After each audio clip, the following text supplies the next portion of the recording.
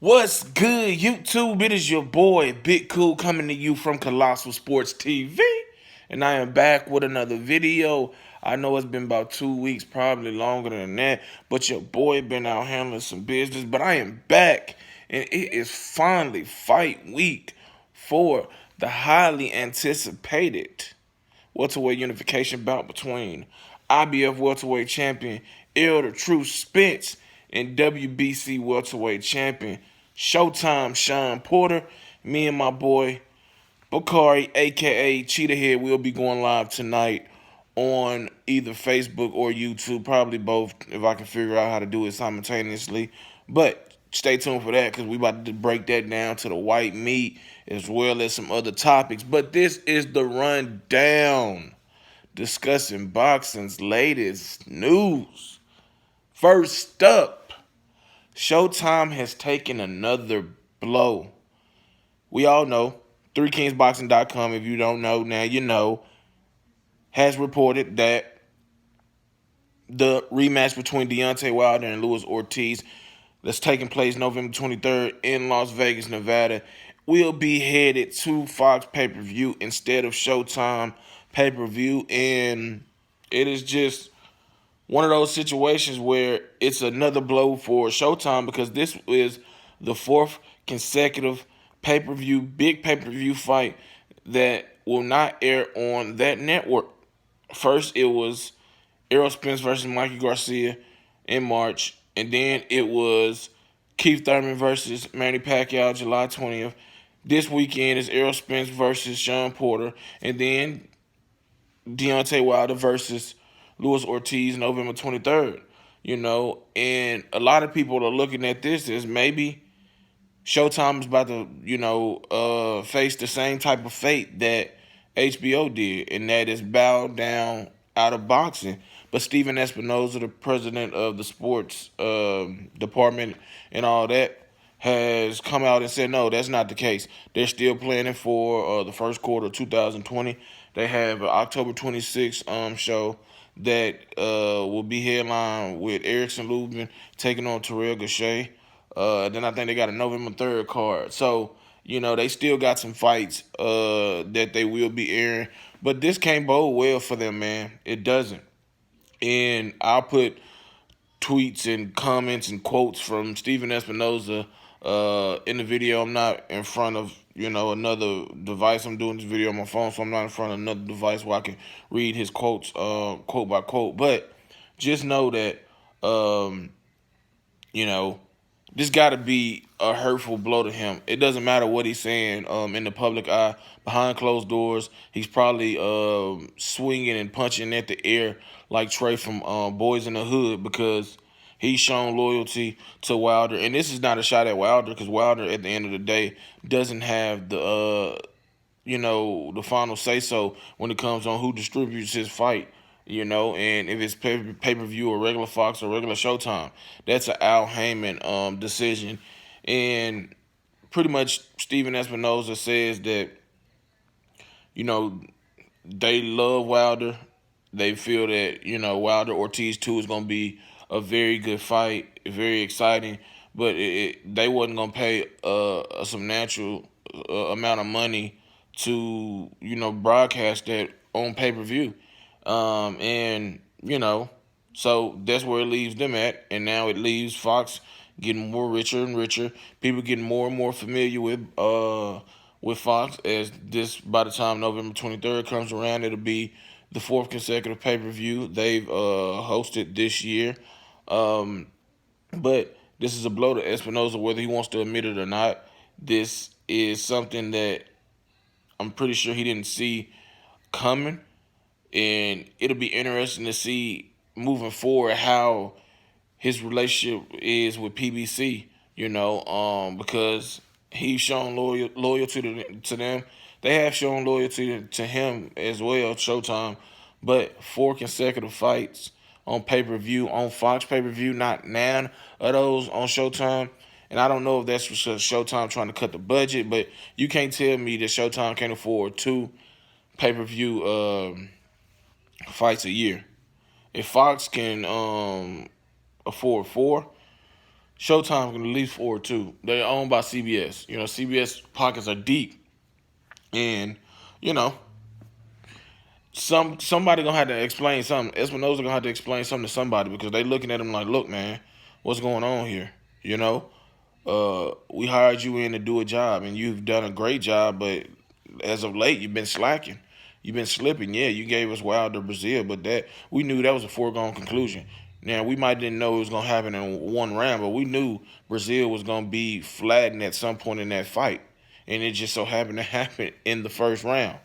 Um, and all that shit he talked about, you know, when Wilder turned down the 3-fight, $100 million deal from the zone that would have included 2 fights with Anthony Joshua at the time that he was still the unified heavyweight champion. You know, at that press conference to announce the Brazil fight, both guys pledged loyalty to one another. You know, Espinoza was kind of cocky with it, saying that, you know, what we've offered Wilder is something that it would shut up people if we knew the whole monetary figure, monetary number.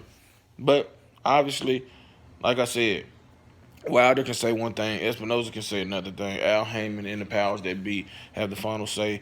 So on where the fights are distributed and where they're shown, and pretty much this will go to Fox.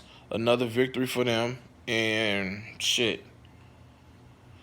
We had to see what Showtime can come up with because it's September 25th. You know what I'm saying? So boxing 2019 is winding down, few more months, and then 2020 will be here, and they gonna have to come with it. They gonna have to go hard or go home because the zone is stacked this fall. They got the Pro Gray Taylor unification bout.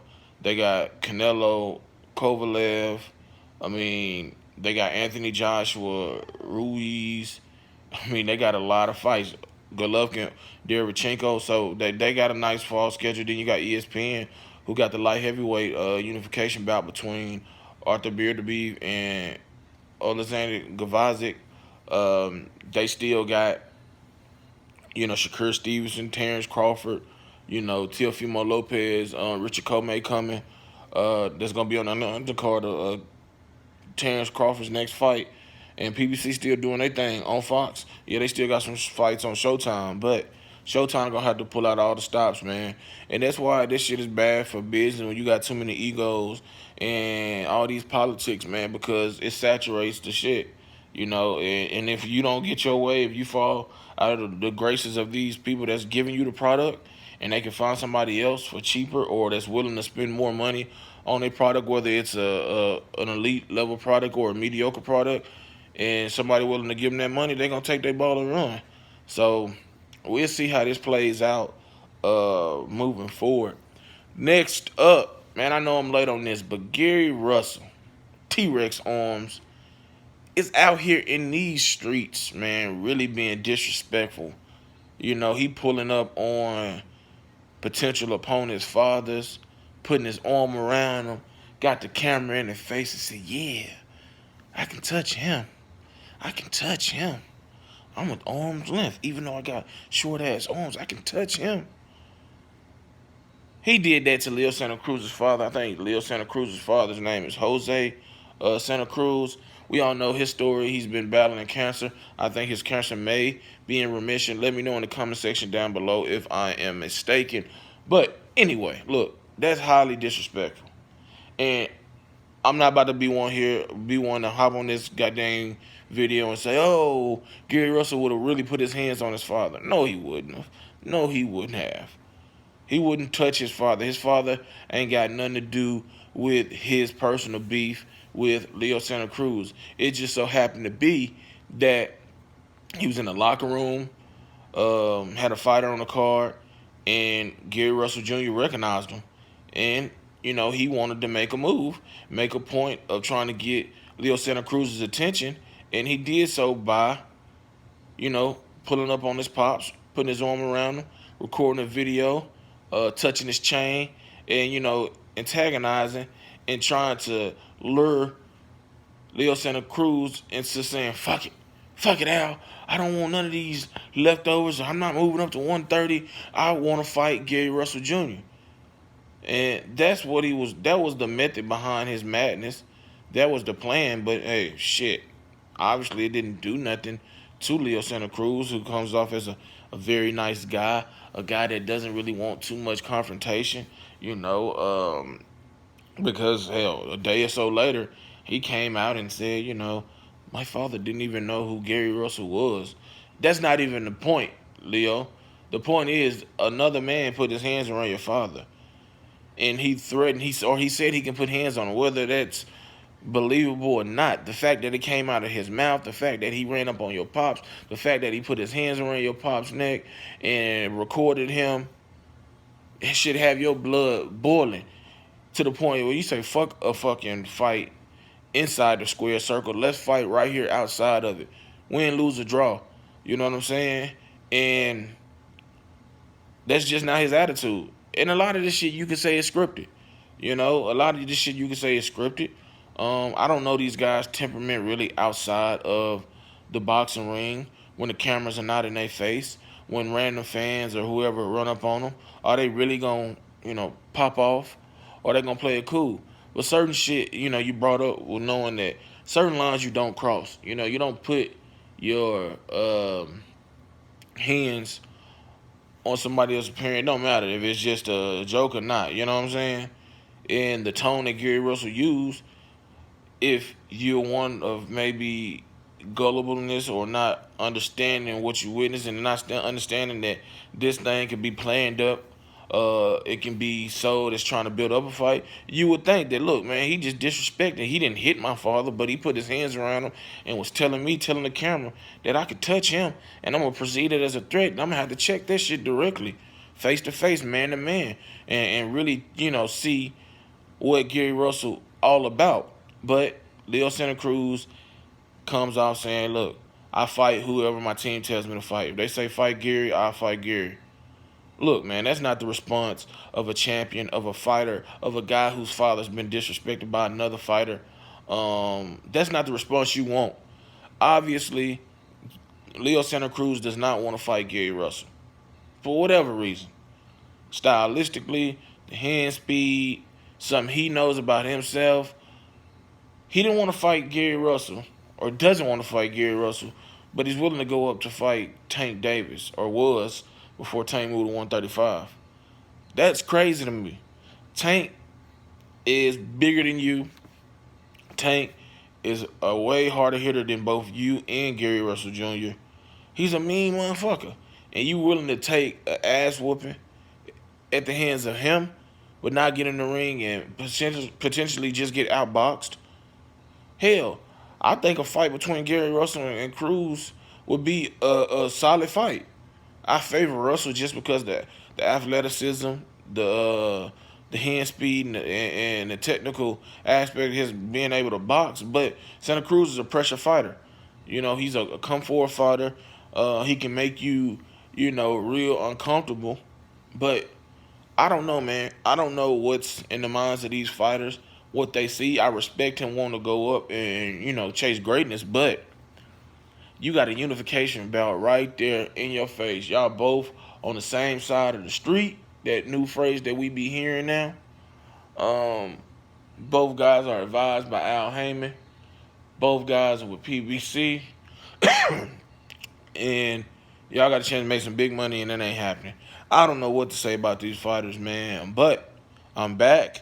If you like this video, give it a thumbs up. Make sure you drop those comments in the comment section down below. Be sure to check out 3kingsboxing.com for the latest and greatest updated, unfiltered, and unbiased boxing news and information reported the way it should be.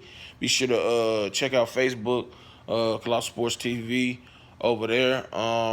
Yeah, man. Share these videos. Turn those notifications on to be notified every time I upload video. Until next time, I am out. Peace.